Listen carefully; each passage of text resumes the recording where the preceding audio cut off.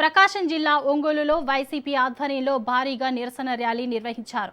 Party అధినేత మాజీ CM YS Jagan ఆదేశాల మేరకు యువజన విద్యార్థి విభాగాల నాయకులు, కార్యకర్తలు కలెక్టరేట్ వరకు ప్రదర్శన చేపట్టారు.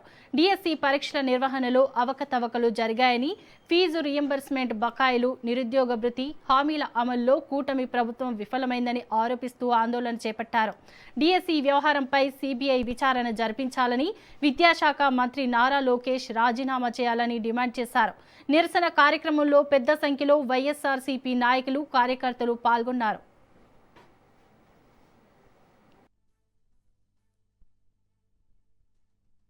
వ్యాప్తంగా విద్యార్థి యువజన సంఘాలు మా పార్టీ ఆధ్వర్యంలో నిరసన తెలుపుతూ ఉన్నాయి.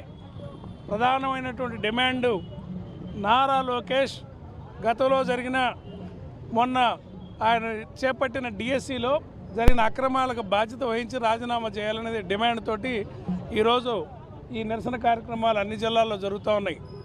ఏమాత్రం బాధ్యత కలిగిన విద్యాశాఖ మంత్రి బాధ్యత ఉంటే చంద్రబాబు నాయుడు గారు మీ పుత్రరత్నాన్ని మీరు తెలివైన వాడు అనుకొని పిల్లల మీద ప్రయోగం చేస్తున్నారు. ఆయన బాధ్యత రాహిత్యం, ఆయన తెలివిలేని తనం వల్ల లేకపోతే అతి తెలివి వలన డిఎస్సిలో లోపాలు జరిగినాయి.